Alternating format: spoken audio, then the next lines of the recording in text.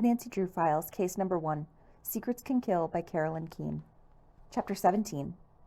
As Nancy raced through the bushes, a scream rang out, shattering the peaceful silence of the park.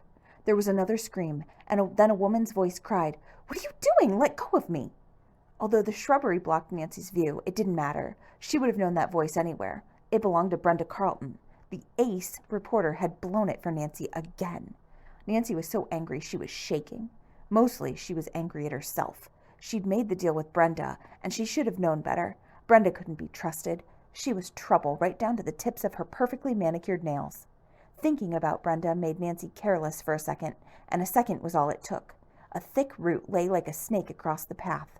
Nancy tripped on it and went sprawling face down right next to the bench where Daryl and Mitch Dillon had been sitting. "Well, well, who's this?" Dillon said with a sneer. "Another member of the Kitty Corps? Get up," he ordered roughly. Nancy stood up, quickly appraising the situation.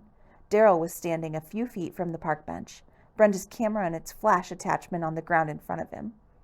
Dillon had one arm around Brenda's neck, and in his other hand he held a gun. The gun was pointed at Brenda's head. "Nancy, please," Brenda stammered. "I didn't mean for this to happen. If you'd just told me everything, I would have stayed out of your way." "You've been following me the whole time, haven't you?" Nancy said. Brenda nodded dumbly and then winced as Dillon tightened his grip around her throat. Brenda's eyes were terrified, and Nancy couldn't help feeling sorry for her. There was no pity in Mitch Dillon's eyes, though. They were about as compassionate as a shark's. "That's enough chit-chat, girls," he said. "It's time to stop playing games." "This isn't a game," Nancy said. Dillon eyed her coolly. "You're right, it's not. It's real life, and it's going to get rough if you don't do what I say." He shifted his glance to Daryl. "I want that camera," he said, eyeing Brenda's camera on the ground. "You hand it to me and nobody gets hurt. I'll walk out of the park and out of your lives. It'll be like a bad dream." It already is, Nancy thought. Her mind was racing, trying to figure out what to do. Then suddenly she noticed something. Bess and Alan were close by, but neither Ned nor George had followed her through the shrubs, so Dillon had no way of knowing that they were even around. Nancy knew Ned and George well enough to know that they weren't just standing by, waiting to see what happened. One of them had probably snuck out of the park already and called the police. If Nancy could keep Mitch Dillon talking, keep him from leaving somehow, then there was a chance they could get out of the mess. All she needed was time. "What happens if you don't get the camera?" she asked. Dillon sighed wearily. "If I don't get the camera, then somebody gets hurt. Do you want to guess who?" He spoke as if Nancy were a child asking annoying questions, and Nancy decided to play along with him. "Who?" she asked. "Who do you think?" Brenda cried. "I'm the one he's pointing the gun at. Will you just give him the stupid camera so he'll let me go?" "Smart girl," Dillon said. "I suggest you follow her advice, Red." Nancy hated to be called Red, especially by someone like Dillon. "And if I don't, then you'll kill her, just like you killed Jake Webb, right?" she asked. "You're catching on fast," Dillon replied. "I already killed one nosy kid. I'm not afraid to kill another. You got it just right." "At least we got the confession," Nancy told herself. "No thanks to Brenda." Dillon shifted impatiently. "Now, how about the camera, Red?" Nancy gritted her teeth. "If you want it so much, then why don't you get it yourself? Nobody's stopping you. We're all just a bunch of stupid kids, remember?" "You may be stupid, but I'm not," Dillon said. "You think I don't know what'll happen if I reach for the camera?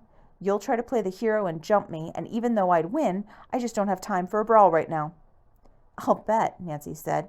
"Gotta catch a plane to Russia, right? Back to the USSR?" "I'm starting to lose my patience." Dillon shook his head in disgust and turned to Daryl. "Okay, buddy, do your partner one last favor and hand me the camera. Now." "Don't do it, Daryl," Nancy shouted. "Nancy," Brenda squeaked. "What are you doing? He's going to kill me." "That's right." Dillon was staring at Daryl. "I'm going to kill her if you don't give me that camera in 10 seconds. 10, 9. Hey, Daryl held out his hand. "Just keep cool, Mitch. I'll give it to you. 6, 5. Brenda opened her mouth, but no sound came out. 4. Slowly, Daryl bent down and took hold of the camera strap. As Dillon reached the count of 2, Daryl straightened up and in one quick move swung the heavy camera at Dillon's face. At the same instant, the gun went off. The gunshot set Nancy into motion. She didn't know if Dillon hit anyone, but she hurled herself at him, determined to stop him from doing any more damage. She hit him just below his knees, and she tried to get a good grip on his jeans. Dillon reached down and took a swing at her. His fist collided with her jaw in a punch that gave her an instant headache. "You really do see stars," Nancy thought. Her ears were ringing and her vision was blurred. It was hard to tell exactly what was going on, but she sensed a lot of movement around her. Then she heard a familiar voice calling to her. "Don't worry, Nancy," Ned shouted. "The police are on their way." Nancy rubbed her eyes and saw Ned and Alan racing together after Mitch Dillon, who was charging across an open field of grass, heading for the sidewalk that bordered the park. He was still clutching the fake tape in one hand, and the camera swung wildly by its strap in the other.